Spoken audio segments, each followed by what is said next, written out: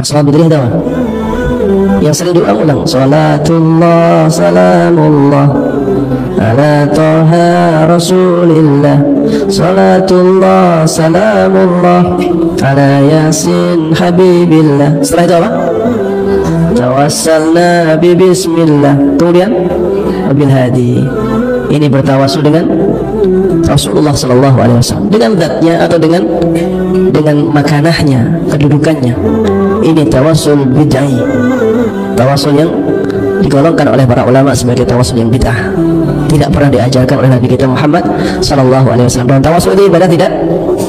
Tawasul itu ibadah, makanya harus sesuai dengan tuntunan. Kalau tidak ada tuntunannya, maka tidak boleh kita lakukan. Bersalawatlah sesuai petunjuk Nabi Muhammad sallallahu alaihi wasallam. Jangan menciptakan lafaz-lafaz sendiri dalam bersalawat. Ikutilah sesuai petunjuk Nabi Muhammad sallallahu alaihi wasallam.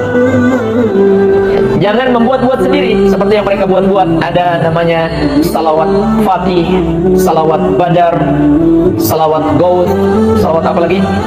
Nariyah dan lain-lain. Itu semua buatan-buatan mereka yang bertentangan dengan sunnah Nabi sallallahu alaihi wasallam, tidak sesuai petunjuk Nabi sallallahu alaihi wasallam. Ditambah lagi, terkadang lafaz-lafaz yang terkandung di dalamnya itu juga bertentangan dengan tauhid atau dengan ajaran Islam. Apa salawat dibaca aja ya, yang Assalamualaikum Zainal Anbiya, itu juga bid'ah karena nggak ada. Ya.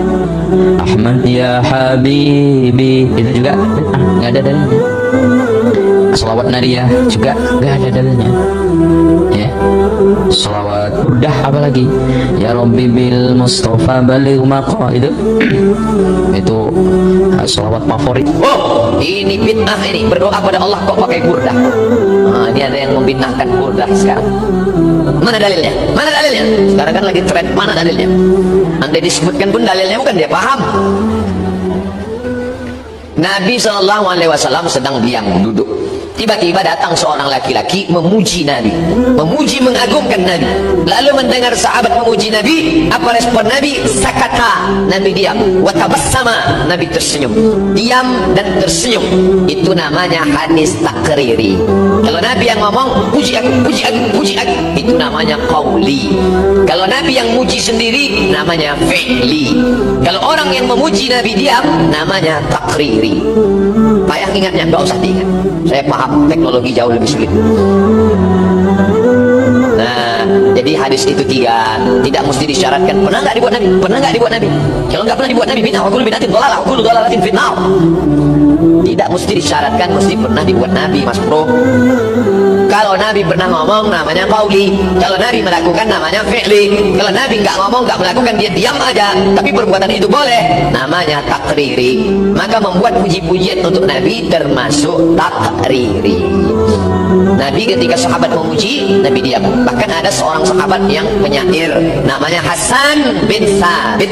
Setiap mau perang, Nabi panggil Hasan, Hasan, bangkitkan semangat jihad dengan bersair. Jadi adik-adik yang pandai buat puisi, silakan. Tapi puisi yang membangkitkan semangat perang. Aku tidak tahu perang. Kalau nggak tahu perang, ya nggak usah buat syair puisi. Kali kan tidak ada. Rasulullah Sallallahu Alaihi Wasallam pernah bersabda kepada salah seorang sahabat mengenai keutamaan berselawat kepada dirinya, kepada beliau. Apa kata Nabi SAW? Hadis ini diriwayatkan oleh Imam Ahmad. Man shalla alayya, siapa yang berselawat kepadaku marratan, satu kali, sallallahu alaihi, maka Allah berselawat kepadanya asyra marrat, sebanyak 10 kali. Dalam memahami hadis ini, apakah salawat Allah kepada kita? Ini yang jadi pertanyaan. Imam Hibrul Ummah dari kalangan sahabat Nabi yang Nabi doakan, Allah faqih fi din wa ta'wil, Allah beri dia pemahaman dalam agama dan berikan dia ilmu ta'wil atau ilmu tafsir. Sayyidina Ibn Abbas radhiyallahu ta'ala anhuma beliau mengatakan, salawatullah rahmatuhu wa fadlu minhu. Salawat Allah artinya adalah rahmatnya, kasih sayangnya dan anugerahnya. Berdasarkan hadis ini, para ulama kita sepakat, Sayyid Muhammad Alawi Al-Maliki dan murid-muridnya membacakan berpasir syair dari perkataan lama mahfuz ulama yang jika kita ringkas, wa kullu amalin baina qabulin wa raddin, semua amalan itu antara diterima dan ditolak. Ada yang diterima, ada yang ditolak. Kita sholat, ada yang diterima. Kita berzakat, ada yang diterima. Kita baca Quran, ada yang diterima. Ada pun yang tidak. Berbeda dengan bersolawat atas Nabi SAW. Hadis ini tidak menggunakan kata penghubung langsung. Man shalla alayya marrah, siapa salawat kepadaku sekali saja, niscaya Allah bersalawat kepadanya 10 kali. Hadis ini dalil terkuat bahwa kullu salatin ala Nabi SAW, semua salat atas Nabi SAW maqbulah, semua diterima oleh Allah SWT, meskipun orang yang mungkin tergores di hatinya ada perasaan ria sedikit, ada sum'ah sedikit. Ini makna dari perkataan ulama tadi dalam menjelaskan hadis ini. Maksudnya adalah jika seseorang itu pun dia memamerkan suaranya, memamerkan sholawatnya di hadapan orang, sholawatnya tetap memberkahi dia, karena Allah mengatakan sallallahu alaihi, Nabi SAW menyebutkan ini termasuk hadis qudsi juga, Allah bersolawat kepadanya 10 kali. Tidak disebutkan di situ ikhlas atau tidak ikhlas.